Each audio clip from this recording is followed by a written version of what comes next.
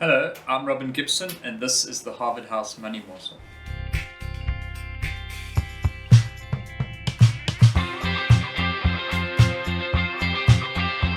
Welcome back. Thank you for joining us again. Please don't forget to like and subscribe and click the bell so you get a notification of when we're releasing a new video. As you can see, Michael and I are firmly in the Christmas spirit. We've been heavily paid to wear these.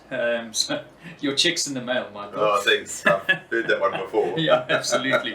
So this will be our last money morsel for the season as we wind down.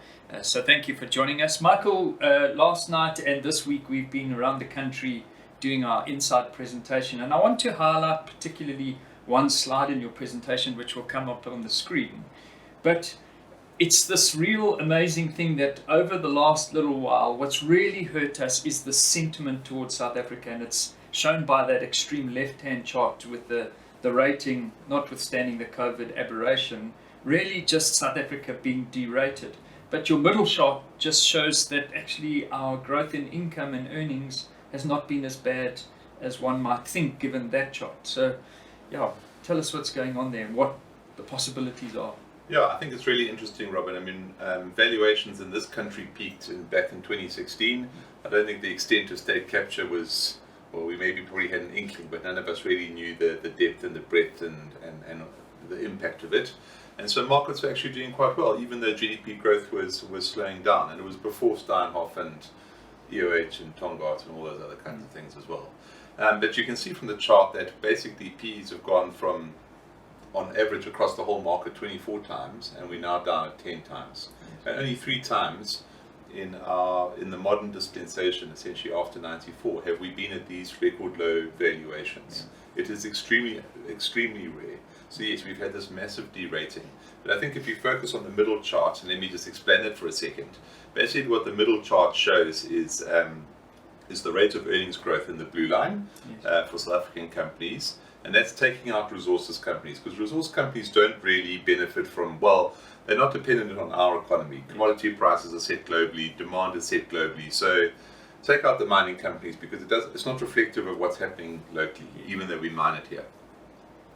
So you look at the blue line, and since 2000, our profits have gone up fourfold. Yes. The red line shows all the companies that are included in the MSCI Emerging Markets Index, of which there are thousands. Yeah. You know, Brazil, Indonesia, the Middle East, Eastern Europe, Mexico, I mean, all the other emerging markets out there, and all the companies in those emerging markets indices.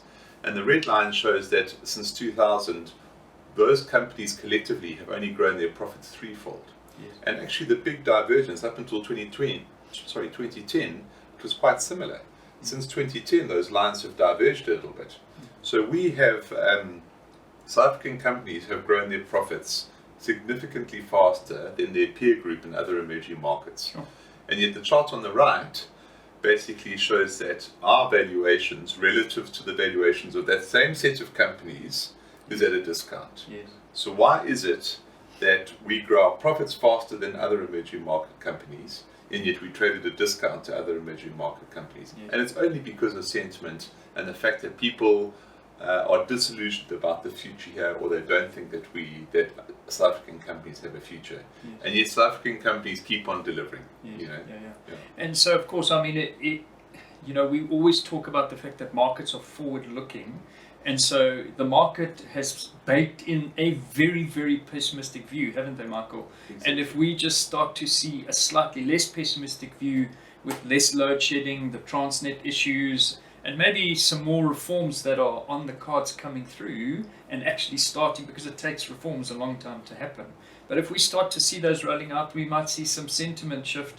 Plus, we've been negative from an emerging markets point of view for the last 10 years because America has been the place to be, hasn't it? Yeah, so on emerging markets, as we were also explaining this past week, as soon as the dollar, as soon as interest rates in America peak, money starts to look for another home, because now kind of returns in America are at their peak, and now you start to look around. So South African bonds are offering 11 to 12%, American bonds are at 4.5%.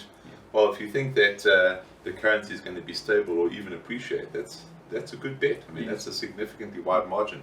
So in the last 6 weeks, the mood towards interest rates in America has changed. People are, getting more comfortable that they've peaked. $10 billion at least has already flowed out of the States and into emerging market funds, of which we're a small beneficiary. Yes. We would be a much greater beneficiary, as you say, if people started to feel that the benefit of reforms were coming through, that the outlook was a bit different, that the potential GDP growth in this country was a little bit higher.